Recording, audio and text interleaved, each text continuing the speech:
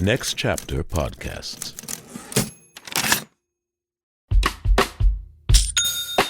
When you think about businesses that are selling through the roof, like Skims or Allbirds, sure, you think about a great product, a cool brand, and great marketing. But an often overlooked secret is actually the businesses behind the business, making selling and for shoppers buying simple. For millions of businesses, that business is Shopify. It's home of Shop Pay, the #1 checkout in the world. You can use it to boost conversions up to 50%, meaning way less carts going abandoned and way more sales going through to checkout. Upgrade your business and get the same checkout Allbirds uses. Sign up for your $1 per month trial period at shopify.com/income, all lowercase. Go to shopify.com/income to upgrade your selling today. Shopify.com/income. From the history of radioactive makeup to all the loony things Henry VIII did to ensure we never stop making movies about him, Weird History is a podcast that answers all the questions you didn't even know you had about the most unbelievable people, places, and events of the past. Based on the hugely successful YouTube channel, Weird History invites you to bone up on what it was like to use a public bathroom in ancient Rome while learning about the single worst year of all time. Don't worry, we missed it by a millennium or so. Then get the skinny on modern history, like the true story behind The Conjuring, and just what the hell Steven Seagal did to get banned from SNL. Let Weird History be your guide to the stranger side of history they don't teach you in school. Because the past is weird, a lot weirder than you think. Subscribe now, wherever you get your podcasts. Well, keep in mind that I live in a rather atypical place. Houston is the most diverse city in the country. And quite honestly, there was more resistance to my humanism in Minneapolis than there has been in Houston. I've gotten no hate mail in Houston. I've gotten no pushback, invitations to speak at various churches. There has been an openness to my secular humanism in the deep South that I did not experience in the North. Right? Let that marinate. We're human and we want to be safe and we want our kids to be safe and we want food and water, and we can choose to build those bridges and to look at the world through a lens of unity, or we can choose to say, well, it's hopeless and we're all divided. My friend Imam Nawaz, who's the imam at the mosque here in Little Rock, said he's lived in other places of the world, especially in India, where there wasn't a lot of interfaith work going on. And he said, as a Muslim, those places don't feel as safe. That interfaith work makes people feel safer. And that's really important in the New South today, I think. You know what I'm saying? It's like we got a demo tape and nobody want to hear it, but it's like this, the South got something to say.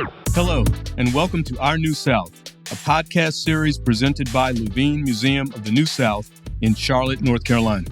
Levine Museum connects the past to the future to realize the promises of a New South. To learn more and donate to projects like this, visit museumoftheNewSouth.org. Hi, my name is Kevin Blackistone of the Washington Post, coming to you from the University of Maryland, where I teach, and I'm joined by my co-host, Dr. Robert Green II, a professor of history at Claflin University. Our New South Season 2 explores the complexities of the many New Souths that make up today's New South. The series highlights opportunities and challenges that different communities face, diving into censorship and healthcare, tourism and religion, struggles for rights and resources, and the global reverberations of New South culture. We thank you for joining us on this journey and for making the show a Signal Award and Anthem Award winner. Follow the show, rate and review on Apple Podcasts, Spotify, or wherever you get your podcast. Okay, let's get to today's episode of the show.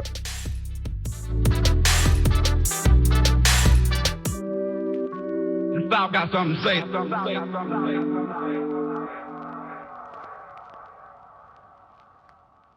Today's episode of Our New South focuses on religion in a changing South. It's a complex subject, and we're really looking forward to having these conversations to understand better the evolution of religion in the New South. But before we get to our guest, I would like to ask Dr. Robert Green to provide us with some brief insight on religion in the South. What's your church home? Is a question often posed by Southerners in polite conversation with the person they've just met.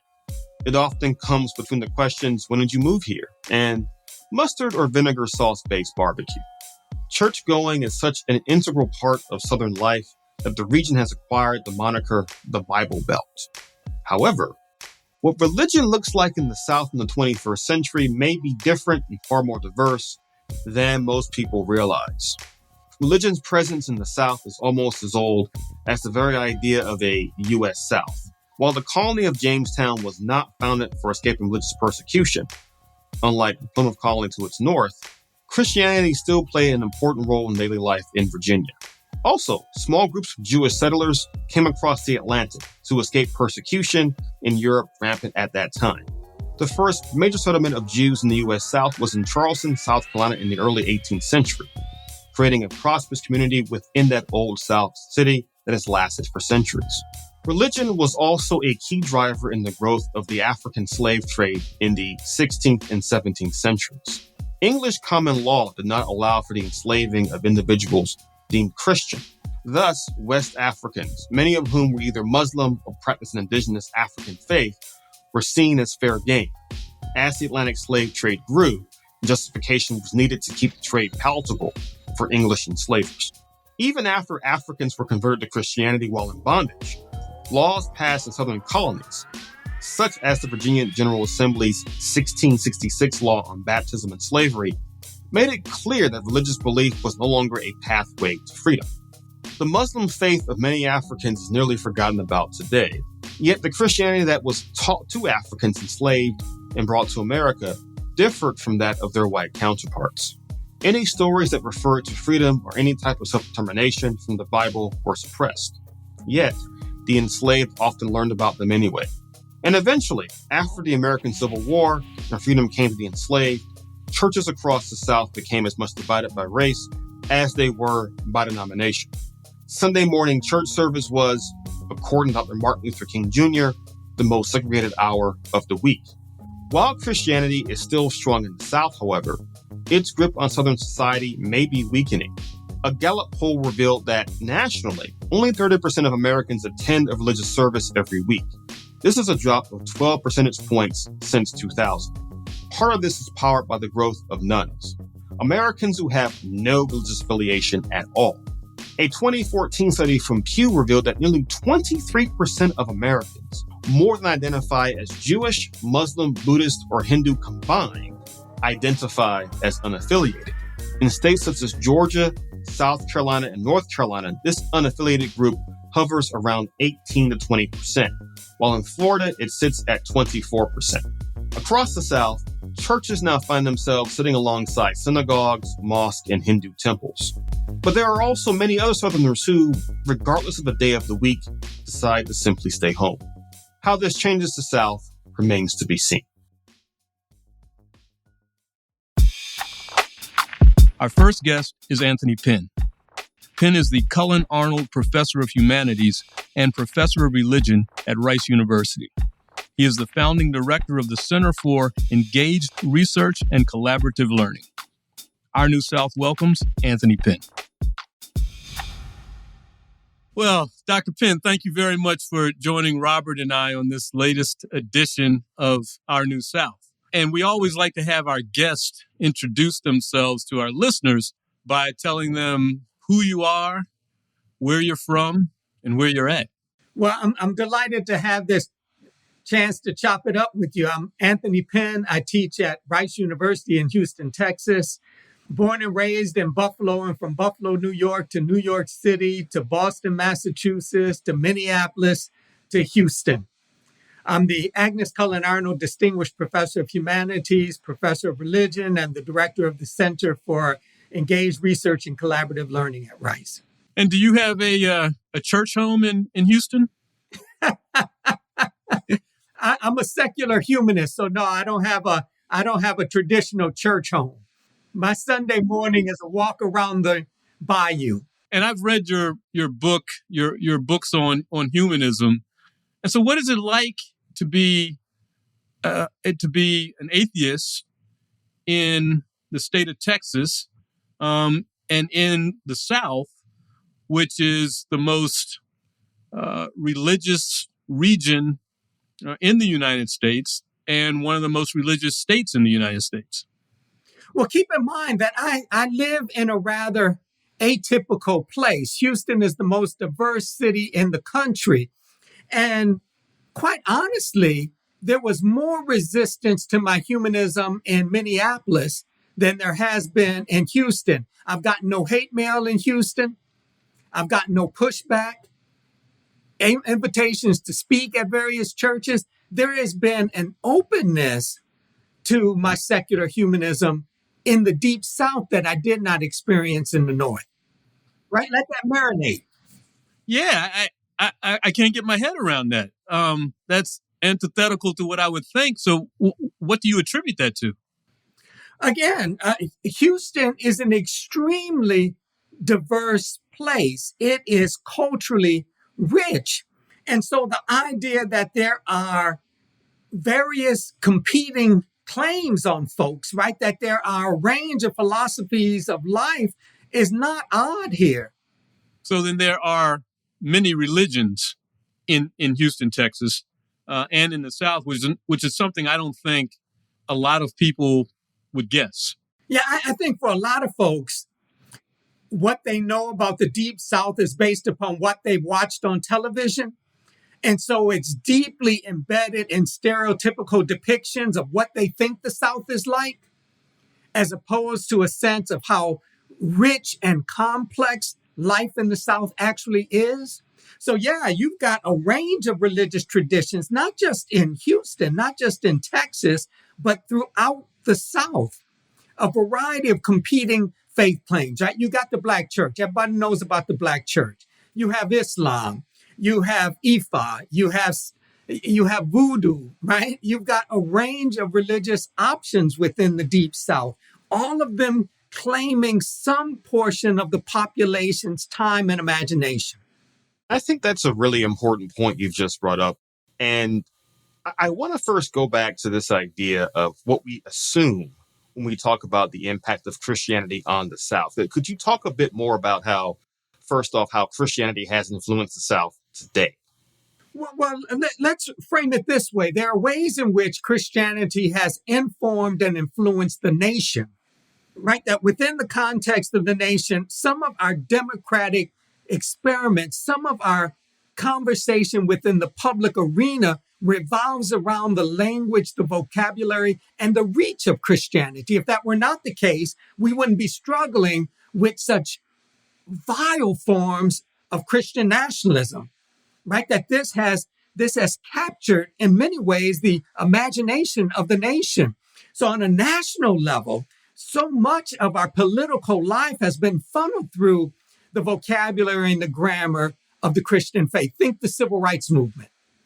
Now, that is not to say everybody who participated was Christian, but there was something about this language and vocabulary of grammar and freedom that was funneled through church theology that folks found compelling. So on some level, it has had this sort of thrust, this sort of impact. And we have assumed that this influence of Christianity, this influence of religion is even richer, even more energetic in the Deep South, right? We think about this as this is the Bible Belt. This is where Christianity rules. But there's a complexity here. Sure, if you look numerically, there isn't another tradition that can rival Christianity in terms of numbers. But we know based upon the Nation of Islam that to capture the national imagination, it ain't just about the numbers. Because Nation of Islam, we don't know how many folks are involved in Nation of Islam. And the Nation of Islam will tell you those who know don't say, those who say don't know, right? So we know it's not simply numerical, but there's something about this national narrative that has privileged Christianity. And in that privileging, we have assumed a certain type of strength, importance, and need for this faith. No, and I think that's a really important point you've just brought up here. And I want to follow it up by really getting into your book, The Black Practice of Disbelief, which I read and was deeply intrigued by. I appreciate that. Well, and I think this is important because you couch your book in how in the last 15, 20 years, there has been a rise in the number of nuns, people who respond to not following a particular religious tradition or belief in the U.S. Census and the like. And we've seen this growth across the board, including amongst Black Americans. So for our audience, could you explain what it means to be a none, first of all, N-O-N-E? And secondly, why that idea is so important and seems so radical amongst Black Americans in particular? Yeah, that the nuns are those who claim no particular religious affiliation. Not all of them are atheists. Not all of them would self-identify as secular humanists, but they don't find the traditional forms of religious experience in the U.S. compelling. Can't get with it.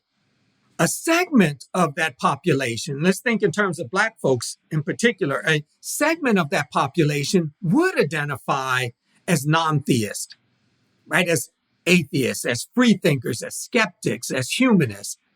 That is not simply these religious organizations that they can't get with, but the thinking, the theology, the philosophy of life that is championed by these institutions, by these traditions, don't ring true for them. They are free thinkers, and they qualify as what we would come to call humanists, right? Who understand human obligation and responsibility in the world, who move through the world without the assumption that there's some sort of divine force that orchestrates all of this. No, they understand that we move through the world based upon our own energy and tenacious determination.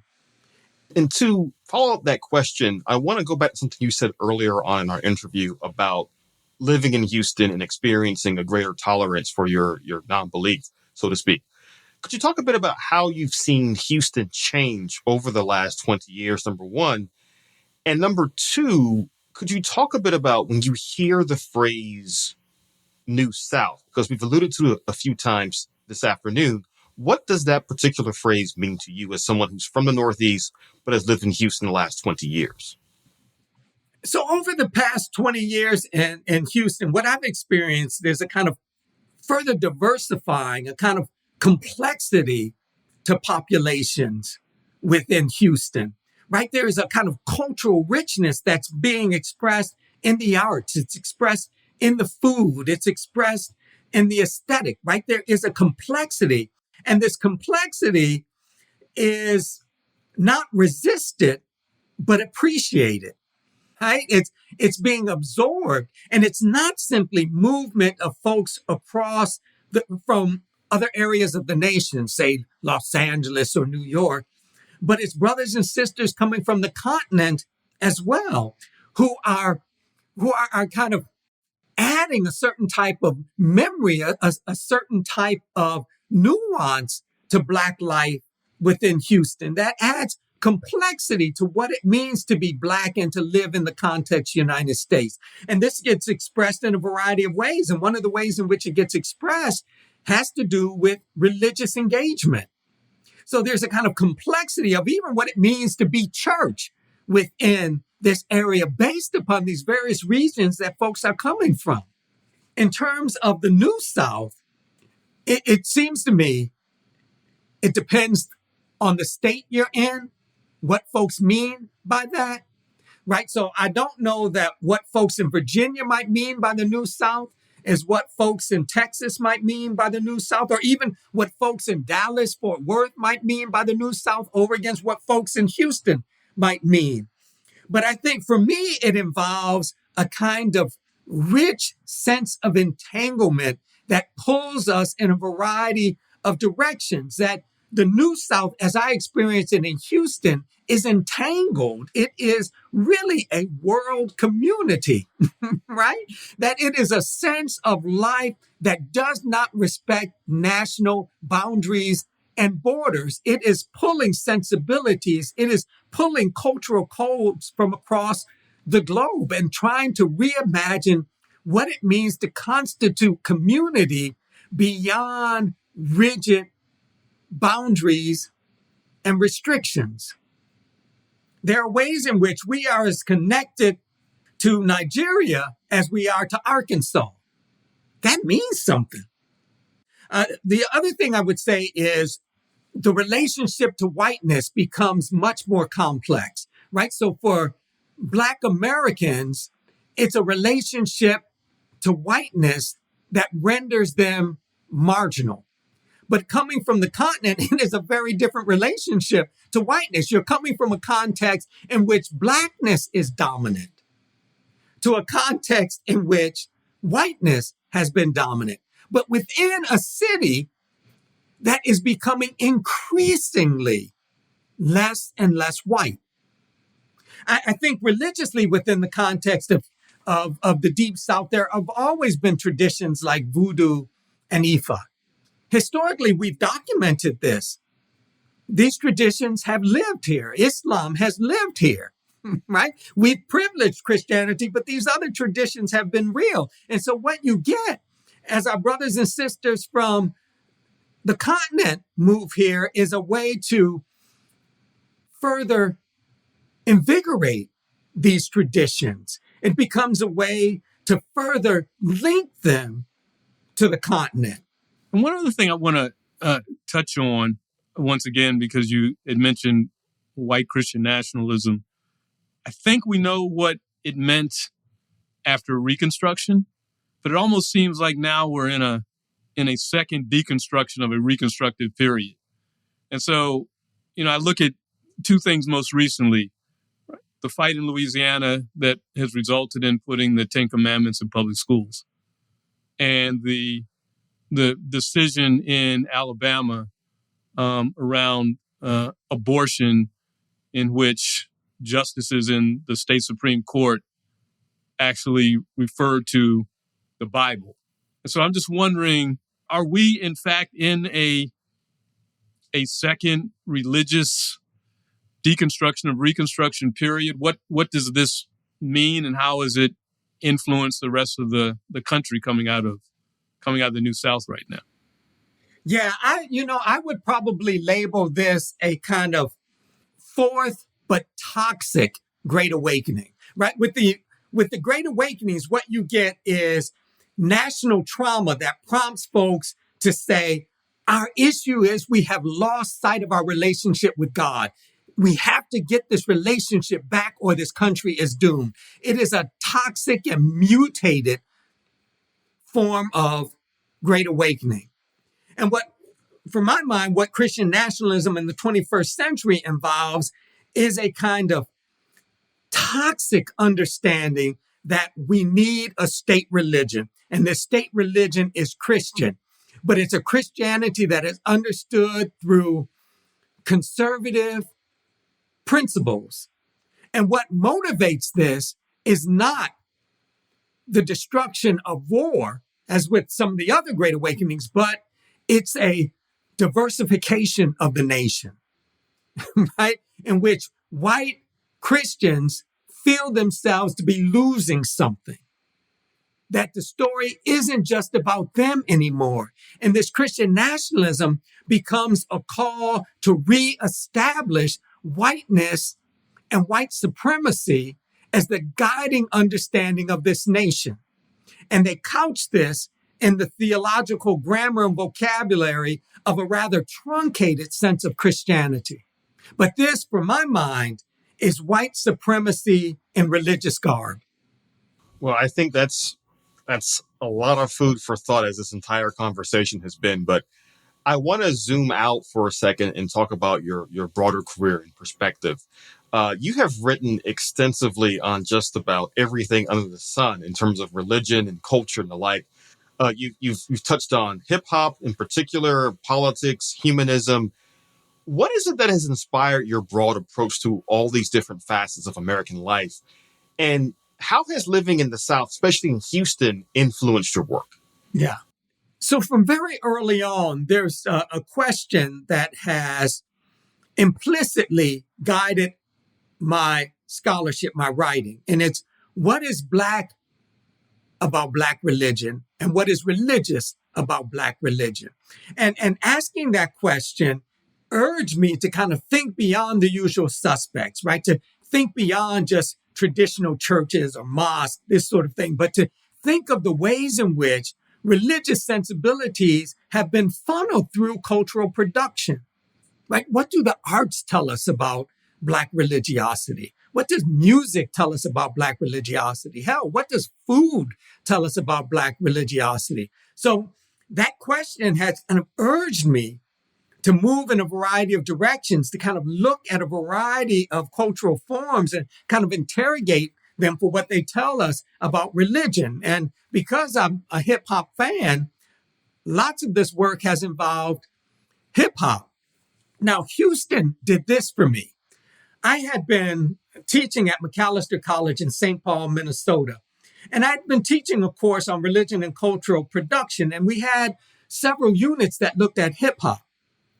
But then I got to Houston, and around the corner from me were folks I had been listening to, right? I had a different type of access to hip hop artists who had influenced and informed me. UGK, Ghetto Boys, right? I mean, all of these folks, DJ Screw, all of these folks were here. And Rice invited me to come and said, look, do what you do. Just come and build out African-American religious studies. Do what you do. And it only made sense to me to try to integrate the hip-hop community into what we were doing at Rice. From my vantage point, I was doing Rice students a disservice if their experience at Rice in Houston, Texas, did not involve, sure enough, real contact with hip-hop culture in this city. And so it became a way to kind of reimagine what education on the campus could look like and what Rice's relationship to the larger Houston community could be. So I started by introducing artists to come to class and give lectures.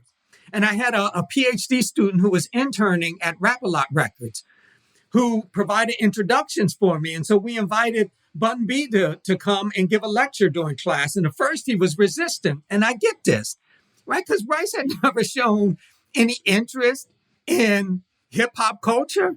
And they didn't know me, right? Who is this bald dude walking around with a suit on when it's 95 degrees? But they don't know me, right? So I understood the resistance. And so it was clear we couldn't just tell them we were interested. We had to show that interest in that respect. So Bun B, eventually we were able to get him to come and to give this lecture. And we had time to chop it up in my office. And I asked him, look, man, would you be interested in co-teaching this course with me, right? Not just popping in every now and then, but sure enough, sharing responsibility for this course. We do this together. And he said yes. And it was a fantastic run. We had a good time. And again, for me, it was an opportunity to bring students into contact with these artists. And in that way, to force them to think about hip hop very differently, that hip hop wasn't simply entertainment. It was a tremendous thought experience that could inform and influence their educational process. You didn't just bounce to it, you learned from it. So when an administrator or dean might ask you, what does this have to do with religion, which is what we brought you here to teach, ostensibly, your answer was what? Well, they could have asked that, but they didn't, right? So I do want to acknowledge that they didn't ask that. But my answer is this, that religion is where you find it. And that there is everything about the cultural worlds that we craft that speak to the fundamental questions of our existence. Who are we? What are we? When are we? Why are we? These are religiously grounded questions. And so hip hop provides a way in which a certain segment of the U.S. population has wrestled with these questions that are profoundly religious, and that we would do ourselves a disservice if we didn't expand, reach, break through our discomfort, and get a sense of how these profound questions of human existence get explored and explained in a variety of ways by a variety of communities. That my job is to help students refine their critical thinking skills and help them develop effective communication strategies, and to be able to bring that toolkit to life in the world as they find it. And that has to involve the ability to appreciate and interrogate the cultural forms that influence our world. Absolutely. Hey, man, well, thank you very much for this enlightening conversation. I mean, you took us where we hoped you would go and then made some detours where we had no idea we were going to go. And I just think this really expands the thinking about religion in what we would call the Bible Belt part of the U.S., which is why we sought you out. Well, I appreciate the conversation. I'm honored to be with you. Thank you for joining us. Thank you very much. Whether you bond over streaming binge-worthy videos, watching sports recaps, video gaming, or by unplugging altogether, the 2026 Lincoln Nautilus Hybrid helps keep you connected throughout your journey. Learn more at Lincoln.com. Available connectivity features and functionality vary by model. Package pricing, trials, and term lengths vary by model. Video streaming and games are only available while parked. From the history of radioactive makeup to all the loony things Henry VIII did to ensure we never stop making movies about him, Weird History is a podcast that answers all the questions you didn't even know you had about the most unbelievable people, places, and events of the past. Based on the hugely successful YouTube channel, Weird History invites you to bone up on what it was like to use a public bathroom in ancient Rome while learning about the single worst year of all time. Don't worry, we missed it by a millennium or so. Then get the skinny on modern history, like the true story behind The Conjuring, and just what the hell Steven Seagal did to get banned from SNL. Let Weird History be your guide to the stranger side of history they don't teach you in school. Because the past is weird, a lot weirder than you think. Subscribe now, wherever you get your podcasts. Our next guest on today's episode of Our New South is Reverend Patricia Mathews. She's an Episcopal priest and the executive director of the Interfaith Center in Little Rock, Arkansas. Our New South welcomes Reverend Patricia Mathews. All right, we are pleased and happy to welcome to Our New South Reverend Patricia Mathews. Reverend Mathews, we normally ask folks joining our program to tell us a bit about themselves and tell us what you're currently up to these days. Reverend Mathews, welcome to Our New South. Thank you. So happy to be here. What an honor to be invited. I'm an Episcopal priest that lives in Arkansas. I'm the executive director of the Interfaith Center here, mom of 3 kids and wife to my husband, James. And we have 2 cats and just got a baby kitten. So a good full life and a good full household. Oh, that's wonderful. And sounds like a very Southern household as well. Actually, speaking of that, our first question is actually about where you are, which is Arkansas. Now, our show, Our New South, is all about the South, but Arkansas is one of those places that kind of gets left out of the broader Southern narrative. So you've been all over the South and all over the country, but you were born and raised in Arkansas and you decided to come back to your home state. Tell us a bit about how Arkansas is similar to the rest of the South and also what's different about it. And perhaps more importantly, what is it about Arkansas that brought you back home? Well, surely we have lots of similar food, that good Southern comfort food. We have that same friendly Southernness that y'all have talked about on your show before, that kindness when you walk through a door and somebody holds it open for you and doesn't let it just hit you in the face. I missed that when I wasn't in the South. And I think we probably share a common narrative with the other Southern states in the fact that we're the Bible Belt. And if you go into any little bitty town in Arkansas or Mississippi, there's going to be more churches in that town than there are stores, and even if it's a tiny little town. So those are the things that are similar. I think what makes Arkansas different for me is especially the nature. I went to walk the Camino de Santiago in Spain a couple of years ago, and I was in the northwestern part of Spain where there were these beautiful creeks and valleys and rolling hills. And I was like, oh my gosh, this looks just like Arkansas. And so that gave me a new appreciation for the beauty that's here. The name of our state's the Natural State, and it's just a gorgeous, gorgeous place to live. I think what attracts me to this state, as you said, I've lived all over the country, but there was this one day when I was walking down the streets of Chicago. I love Chicago. Great food, great music, good funk. It's a great place to live. But I was upset and I was crying. And nobody stopped and said, honey, are you okay? Which would have never happened in Little Rock. If you're crying on the streets of Little Rock, somebody's going to stop and ask you if you're okay. And I thought, what am I doing here? My family is back in Arkansas and I love Arkansas. And so maybe what attracts me back here is that it's home. And that's a deeper philosophical question of what home is. It's a layer of connectedness. It's a layer of knowing and being known. I know where the street where I used to ride my bike, and it's now developed into part of the city, but I have that knowing. I know where that house that burned down at the end of the road was my best friend's mom's house. And so I think in my early years of my life, I loved that variety of experience. And now I moved home because I value that depth of stability and of knowing and being known. And being someone who is heavily involved in interfaith dialogue, how has living in the South and being a Southerner really impacted your work in that regard? For the better and for the worse. It's been such a huge impact. So I was raised a Southern Baptist, right? I got woven into me from the very beginning that we are here to love something greater than ourselves, to love ourselves and to love our neighbors. So that was the good part, right? The negative part was that was really narrowly applied in the way that I was growing up, in the tradition I was growing up. And I'll give you an example of a story. So back in the, I guess, late 70s, early 80s, my church, I was young. I was like 8 or 9. My church brought in some foreign exchange students. I don't know exactly what the relationship was because I was little. And one of them was from Iran, and his name was Nazim Nasur. And he was 18 or so, and I was like 6 or 7. And I reminded him of his little sister back home, and he missed her terribly. And so he was my big brother, and I was his little sister while he was here. And so my church showed me how to love my neighbor and open our doors and open the culture and be friendly and welcoming. That's in one hand. But in the other hand, they also were saying, but if he doesn't accept Jesus as his personal Lord and Savior, he's going to hell. And that didn't jive with me, right?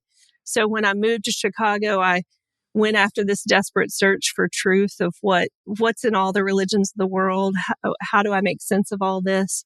And what I realized was that there was this common language of love throughout the religions of the world, that I could hold my stories of my Christian tradition and that openness and that friendliness, but also respect and honor my friend Nazim's traditions. And so the South formed both of those, right? The positive and the negative, and it sent me on the search for something bigger and broader. We've talked about the openness of whatever the idea is of the New South, which we'll get to in a little bit.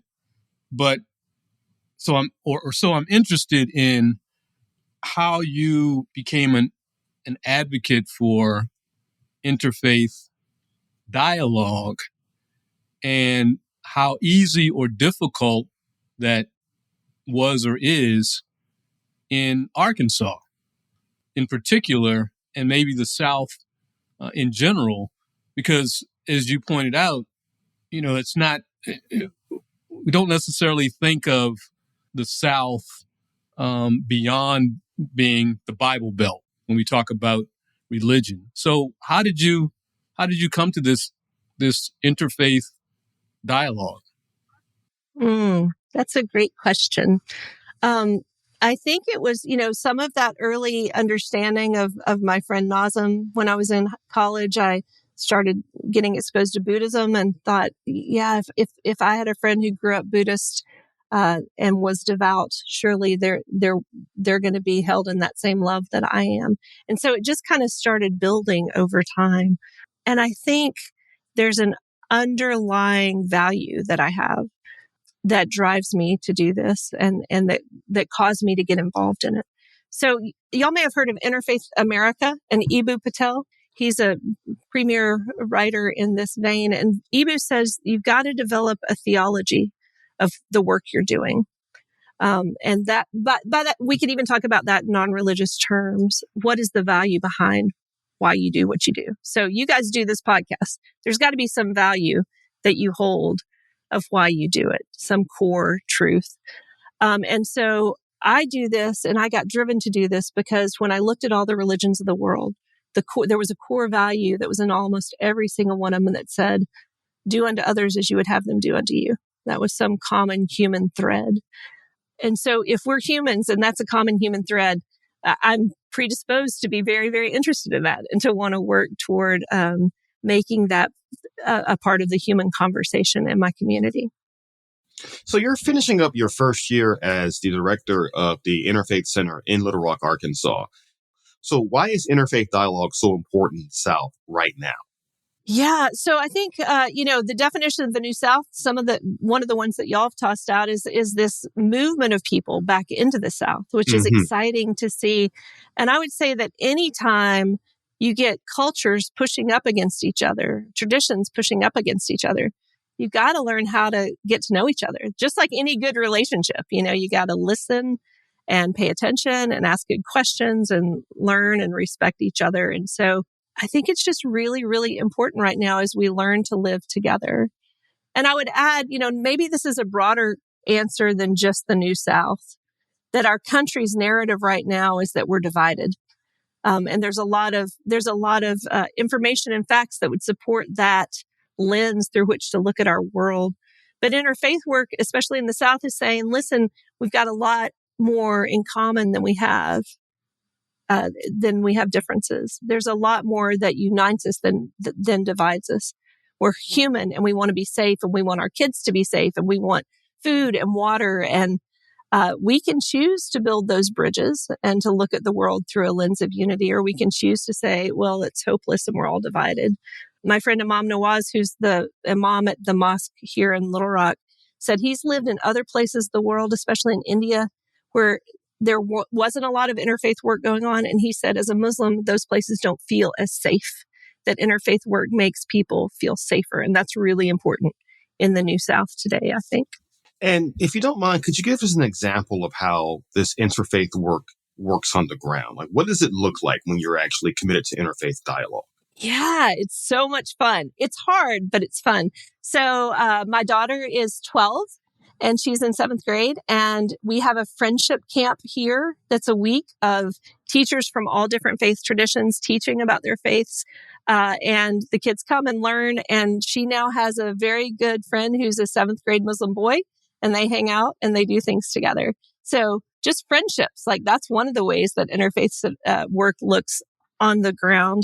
We have an event called Love Thy Neighbor, where we get about 50 volunteers from all different faiths to come work on this event. We have a program where we had a Hindu dancer and somebody from the Jewish tradition blowing the shofar and an imam calling us to prayer, and prayers and songs from all different cultures. And then we all eat together. There were about 400 people that came to that. So we have people like developing real friendships working together to get that ready, and then coming to it just as a spectator where you're going to eat and meet with other people. We have classes, we have all different things, but we base a lot of our work on the ground on, there's a book called American Grace by David Campbell and Robert Putnam.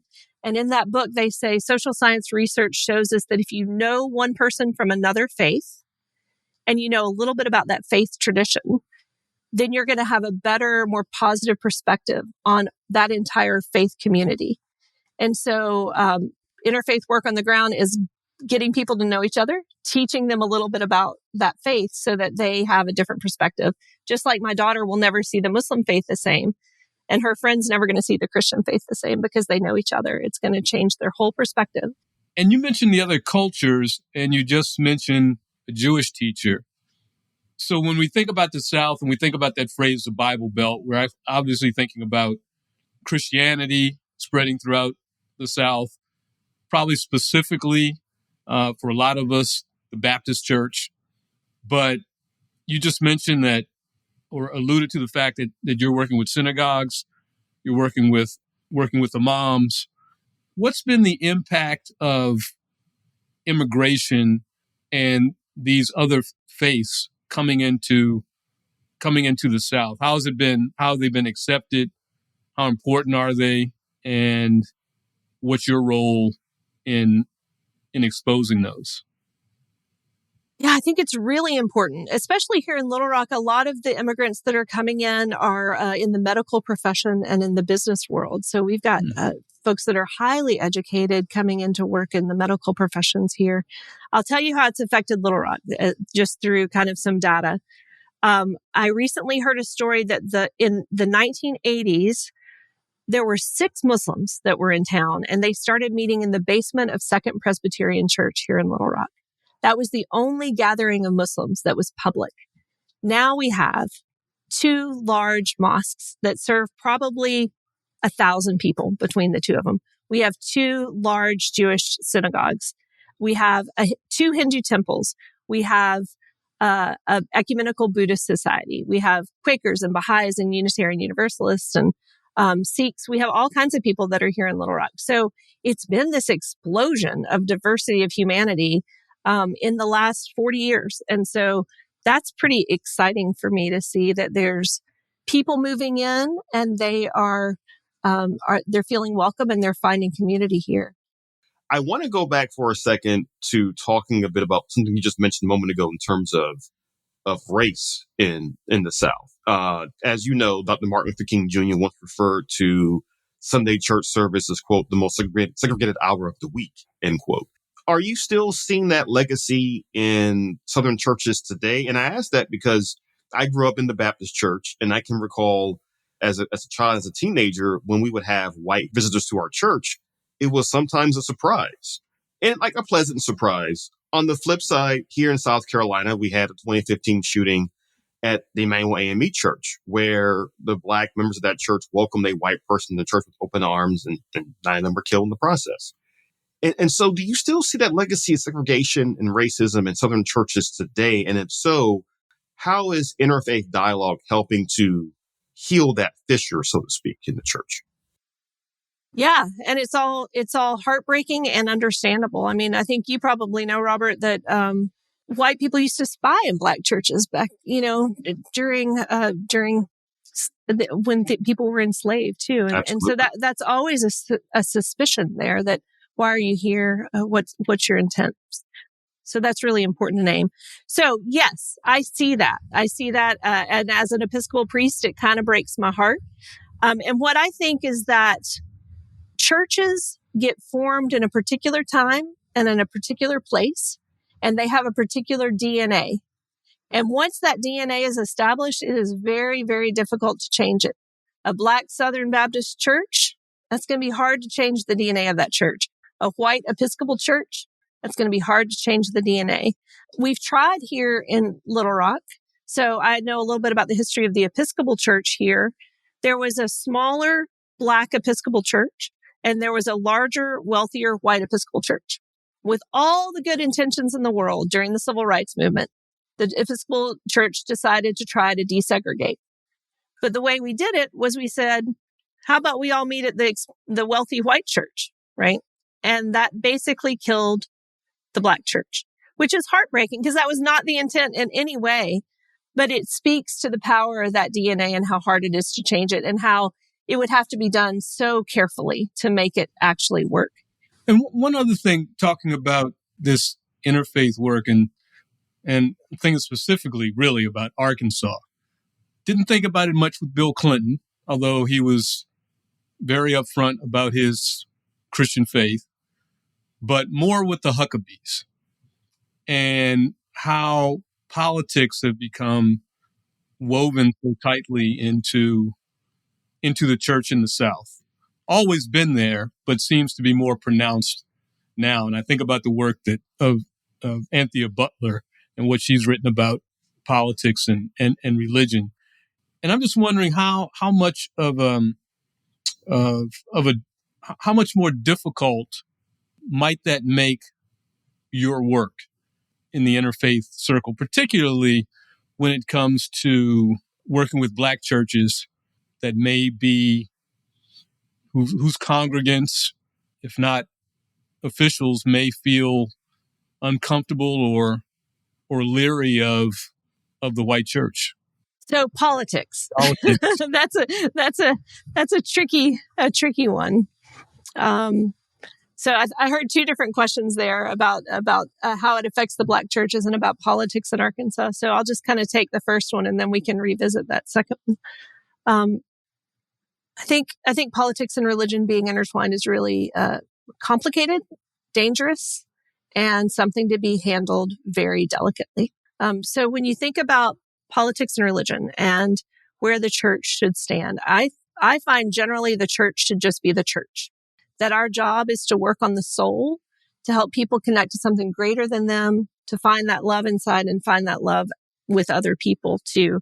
One of my parishioners described the church as her base camp. She's like, if I'm climbing Mount Everest, I want to get a base camp that's going to give me the supplies I need to turn out and face the world, right? And I think that's a pretty good definition.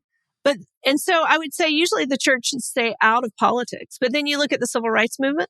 Where would it have been without the Black churches, right? And as an Episcopal priest, we had an Episcopal priest that marched with the Little Rock Nine into Central High when it was being desegregated.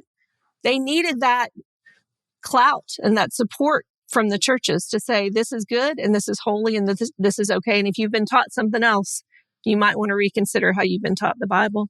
I've marched with my collar on in the pride parades here. I've gone to the Capitol when the governor was executing people during Easter and Holy Week, and a bunch of Episcopal priests came up and stood up. So I think there are extraordinary times where the church has to say, we're going to stand up and love for our neighbor, just like that Good Samaritan, right? We're going to stop, we're going to pay attention, and we're going to love. When we start using our religious clout to sway politics, that can be dangerous. And I think when religion gets involved in politics, it weakens politics because you're not doing the most good for the most people. You're doing it for a certain belief, a certain dogmatic group of people. And I think when politics gets involved in the church, it weakens the church in some ways because you're not focusing on the sacred. Since we're talking about the South, generally speaking, of course, we have to ask you as a daughter of Arkansas, as someone who has properly utilized the word y'all in coming on our call this afternoon, what does the term the New South mean to you, especially as someone who was born in the South, left the South, and then came back to the South? Yes. So I think the New South looks like all of those different congregations that I mentioned earlier flourishing. The New South looks like me doing a Hindu Christian wedding with a Hindu priest here in town. The New South looks like my Muslim friend having a bunch of people over, Jews and Christians and Buddhists, to his house and making us a full spread of food and giving us gifts, right? He knows he's got the spirit of that. It's religious communities coming together to make people that are coming into the South feel comfortable and safe and loved. The New South is also people that we would normally think of as more conservative, getting exposure to all these other things and maybe starting to change there as well. Hey, I have a poem that I'd love to share with y'all from the poet Hafiz. Could I do that before we're done? Oh, please. By all means, go ahead. Hafiz is a Persian mystic poet from the 1300s. And I say this as a prayer at a lot of or just as an offering at a lot of our interfaith gatherings. It's called If God Invited You to a Party. If God invited you to a party and said, everyone in the ballroom tonight will be my special guest. Everyone in the ballroom tonight will be my special guest. How would you then treat them when you arrived? Indeed, indeed. And I know there is no one on this world. I know there is no one in this world who is not upon God's jeweled dance floor. Nice. I like them. Well, this has been an interesting conversation. Thank you. This is cool. Thank you again. This was excellent. I think this episode of Our New South might be one of my favorites, if only because it really overturns a lot of assumptions folks make about religion in the South today. Most people think of the South as the Bible Belt, but I think both Anthony Pinn and the Reverend Patricia Mathews have made clear that religious life in the South is a lot more complicated than we once believed. Absolutely. A lot different. You talk about Anthony Pinn, a black man teaching in the South, who reveals that he's actually non-affiliated, and that he found a way to incorporate hip-hop into teaching about religion. And you think about someone like Reverend Mathews, who was born in a Southern Baptist tradition, who is now exposing her daughter to Islam. She talked about Buddhist influence in the way she thinks about religion. And just this whole new idea about, as you pointed out, reminding people about the Bible Belt South. It isn't necessarily what you think it is. And I think that's just another reflection of the changes that have taken place in the South. Another reflection of that is the growth of nuns, of people who don't have any religious affiliation at all. And they're growing all across the country. Right. And to the surprise of many, they're growing in the South as well. And both Dr. Pinn and Reverend Mathews talked about that as well. You know, Dr. Pinn, of course, teaching about humanism and non-believer traditions. And Reverend Mathews even mentioning that at her interfaith dialogue events, she encounters a lot of folks who are nuns who aren't anti-religious so much as they're simply curious about various religions.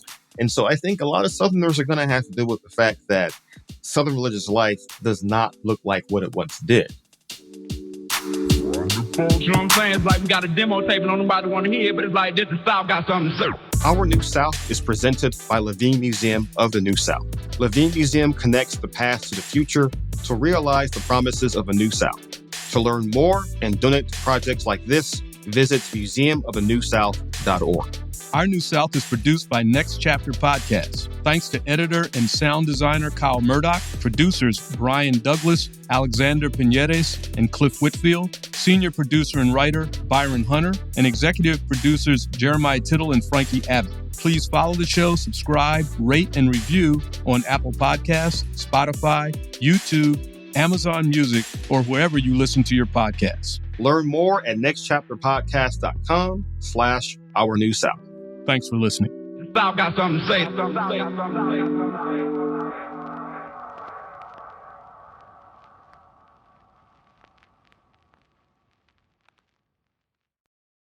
From the history of radioactive makeup to all the loony things Henry VIII did to ensure we never stop making movies about him, Weird History is a podcast that answers all the questions you didn't even know you had about the most unbelievable people, places, and events of the past. Based on the hugely successful YouTube channel, Weird History invites you to bone up on what it was like to use a public bathroom in ancient Rome while learning about the single worst year of all time. Don't worry, we missed it by a millennium or so. Then get the skinny on modern history, like the true story behind The Conjuring, and just what the hell Steven Seagal did to get banned from SNL. Let Weird History be your guide to the stranger side of history they don't teach you in school. Because the past is weird, a lot weirder than you think. Subscribe now, wherever you get your podcasts. The world is growing more complicated by the day, but too often, everyone seems to be operating on the same old assumptions about global affairs. But if you're not sure that world domination by the United States is the right path for America or the world, or if you've got questions about conventional geopolitical thinking, you should check out American Prestige, a foreign policy podcast from a different perspective. Every week on American Prestige, historian and former Bernie Sanders foreign policy advisor Daniel Bessner, that's me, and my co-host, the journalist Derek Davison, analyze U.S. foreign policy from a critical framework that sheds light on myriad topics related to international affairs. So, if you're curious to know what U.S. foreign policy would look like if the interests of all people in the world, and not only rich Americans, were taken into account, then check out American Prestige at AmericanPrestigePod.com. That's AmericanPrestigePod.com. And you could, of course, also find us on your favorite podcast app. Next Chapter Podcasts.